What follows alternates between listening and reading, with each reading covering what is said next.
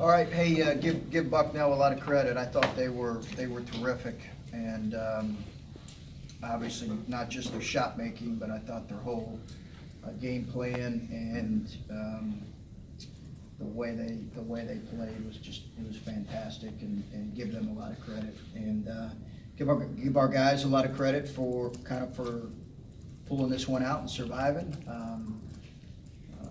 We've got long ways to go. We got a lot to learn.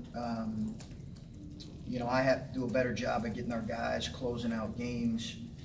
It's a little bit tricky when you're up with a 10-point lead. The other team's kind of throwing in shots. But I have to do a better job of getting our guys finishing games better. Not just making free throws, but our offensive possessions. That's on me, and that's my responsibility. I don't think I did a very good job of that up to this point. But give our guys a lot of credit for finishing this game out with the stop. Keyshawn said that in the second half, Key was getting more ball pressure, and that was enabled you to disrupt some of their threes. How much did you stress on that, and where was that lacking in the first half? It was lacking for the full 20 minutes. And it was a major point of emphasis in the second half, or in halftime. I just didn't think our effort was good enough, and our activity was good enough. And I think, and we said to them going in, hey, listen, if they don't feel us, it's going to be a long night. They got 5 guys in their starting lineup. They're going to shoot threes, and if they get on a roll and start making threes, it's going to be a long night for us. And I think they had 5 guys make threes in the starting lineup. With 2 of them, really their best shooter only made 1.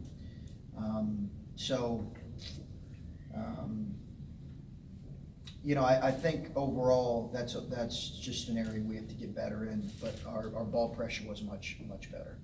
When they were making that late run and pushing you guys, what were you seeing in timeouts and huddles? I mean, you guys were splitting free throws or turning the ball over for a while there. Did you sense frustration, panic, anything like that among the guys, or what were the conversations like at that point? I think frustration, because we had a couple missed assignments on a couple flare actions, and again, the most glaring thing to me was I did not think our attention to detail was what it needs to be for a good team, and that's the coach's fault. That's the coach's fault. So we got to get better in that area. Chris, how does Andre look? I think he's fine. He took a really hard fall, and he hit the floor. Andre's a really tough kid. He is a tough kid. But when he fell and was wrestling for the ball, I was really disappointed with a couple plays earlier because he got shoved on an offensive rebound, and I think he was a little bit frustrated. I think that happened and then 2 plays later he kind of forced one up in traffic and tried to make a play that probably wasn't there, and then he fell and hit the floor hard. I mean, he hit it hard, but he's a tough kid now. Andre Wesson's a tough kid, and he wanted to come back and play. Yeah, Dan said that the 3 teeth came out, so this might seem kind of obvious, but what message does that send to you, to the rest of the team, that he pops in the mouth guard, goes back out there? Well, that's why I love Andre as a kid. That's why I love him. Man, I go to war with that dude. Go to battle with that dude any day, because he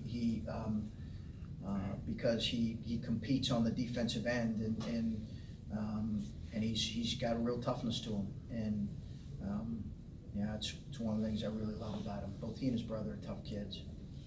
When you hear a guy loses 3 teeth, are you just like, okay, here we go, or do you do a double take and wonder, should I put him back in the game? Well, I thought it was 1, and I didn't know it was 3. I thought it was 1 because I grabbed one of them on the floor when I was out there. I actually stepped on it, so I apologize for that. But I grabbed it and then gave it to Jeff. But really, at that point, I'm worried about does he have a concussion? Kind of how's his neck? So you're really at that point, you go beyond the teeth, the cosmetic stuff that's going to happen. It's like, okay, does he have all his faculties, and is he feeling okay? And once we figured that out, then we could look for the teeth. You probably touched on some of this already, but 3 games in a row now, you guys have given up a decent sized run. Minnesota not as much, but still a run at the end of the first half, and either lost the lead at the night or saw it close up. Are you seeing anything consistent across these games, other than you're playing good teams, you're coached well, but you're giving up some leads here. Yeah, not really, because I think, I don't remember specifically the Minnesota one. Minnesota was 9-3. Okay. Illinois was 16-4, and tonight was 15-2. To end of the half, first half? Yeah. Yeah, maybe I gotta look at my substitution patterns. Maybe we relax a little bit. Maybe I need to take a look at that, but, you know, teams are gonna make runs, and that's not gonna be the last team that's gonna kinda, I mean, when you're down 10, I mean, you're kinda playing pretty free and loose. And I think for us, the lesson for us in this is we gotta play more aggressive in the last 3 minutes with the lead. You just gotta be a little more aggressive. Because I was gonna follow up with that, because I asked Caleb that, and he said he feels like when you're up like that, the mindset or the inclination might be to just get it to the half and just get it to the end of the game and not still play as if you're in a close game where we're losing and go and get your shot. Yeah, we probably need to change that. Certainly shouldn't be the mindset at the end of the half. I think it's more you're trying to protect something in the last 3 or 4 minutes with a 10-point lead, as opposed to increasing it. Now, I love the play he made to go finish. But, you know, when you're making one at one end and they're making 3, the 3s, you know, coaches will tell you, I studied this a couple years ago, kind of the anatomy of an upset and the anatomy of losing a lead. And it's a lot of things. It's offensive rebounds, it's turnovers, it's 3s. And if you can eliminate 2 of those 3 things, you're probably gonna be okay. But we just had too many empty possessions. And again, that's my fault. We just have to teach that better and practice it better. We do have a new group. You know, I got on Luther a couple times out there because I thought he was too passive. That's the first time being in that situation, or one of the first few times. What was your plan going into Bucknell's final possession, and what was your take on the final possession? Well, I thought that's the one possession that we had good attention to detail. And, you know, we have a guy on our staff that studies end of game situations for the opposition. We review it, he and I review it before the game, both offensively and defensively. And I think they ran something similar to what we anticipated they would run, and our guys did a really good job kind of sniffing it out. I didn't know if they were gonna go for a 3 or a 2 there, but the ball got bobbled, and we were able to close it out.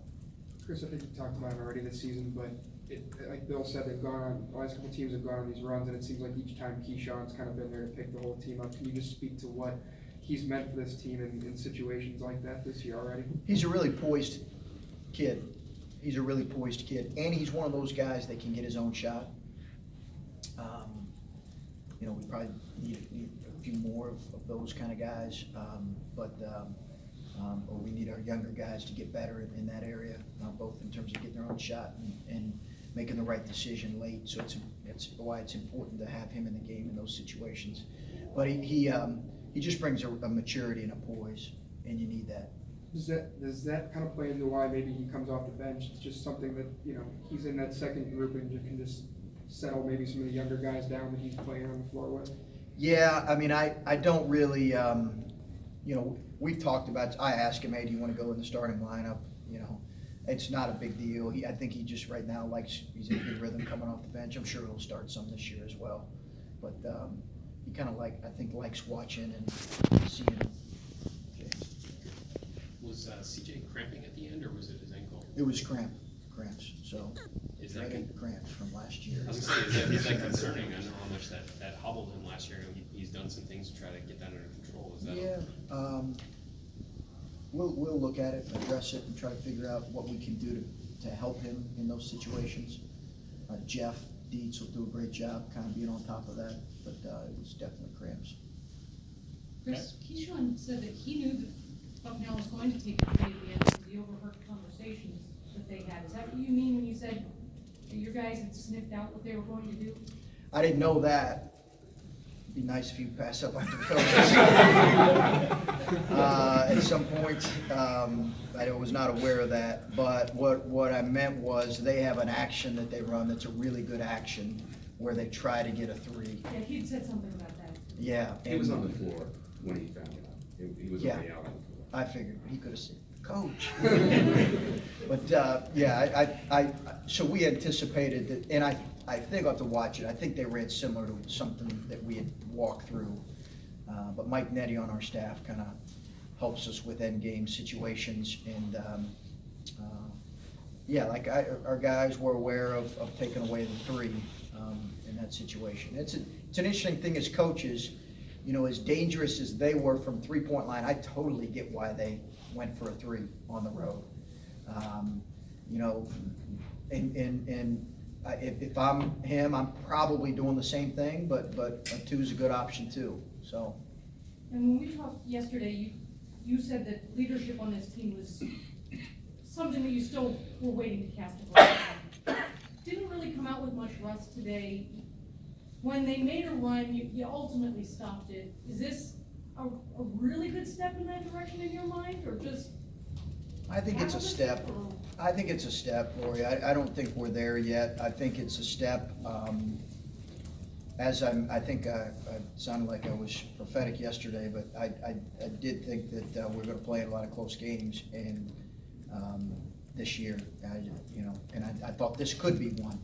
And I think that's when we'll see leadership at its best. And I think it'll come from a variety of guys. But you're right, we closed out the game, we made enough plays, we'll learn from it.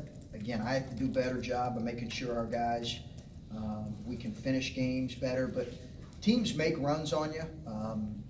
Good teams do, and hopefully we'll be better prepared next time. Okay. Okay, thanks. Chris, how soon will Andre, will you have to have immediately? I think so. He's at the dentist right now. He's Yeah. okay.